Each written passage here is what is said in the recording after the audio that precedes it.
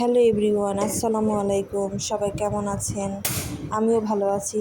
আজকে ভাবছিলাম একটু আম্মুর বাসায় যাব, কিন্তু সকাল থেকে শরীরটা এতটাই খারাপ লাগছিল যে আর যেতে ইচ্ছা করে না, বাসা থেকে নামতেই ইচ্ছা করেনি। তারপরে এই তো আমি একদিকে পেঁপে আলু ডিম সেদ্ধ করতে বসিয়ে দিয়েছি, আরেকদিকে চা করতে দিয়েছি। আমার চা প্রায় হয়ে গেছে। এখন আমি একটু পরোটা ভেজে নেব। তো এখান থেকে আমি একটা পরোটা নামিয়ে নিলাম। তো এখান থেকে একটা পরোটা ভেজে নিব। কড়াইতে তেল দিয়ে দিয়েছি এইদিকে, আর এদিকে পরোটাটা আমি নামিয়ে নিয়েছিলাম। তো এটা এখন আমি কড়াইতে দিয়ে দিব।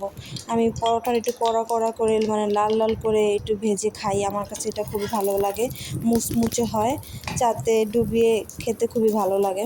তো পরোটা ভেজে নিয়েছিলাম। এইদিকে আমার ছেলেকে আমি খুঁজে পাচ্ছিলাম না, আমার পাশেই ছিল। তো ওই রুমে গিয়ে দেখলাম, পরে খুঁজতে খুঁজতে গিয়ে দেখি ও বারান্দায় একা একা গ্রিলের উপরে উঠে দাঁড়িয়ে আছে। আমি তো খুবই ভয় পেয়েছিলাম যদি পড়ে যায়। তারপর দুজন নাস্তা করে নিই। সবাই ভালো থাকবেন। আল্লাহ হাফেজ।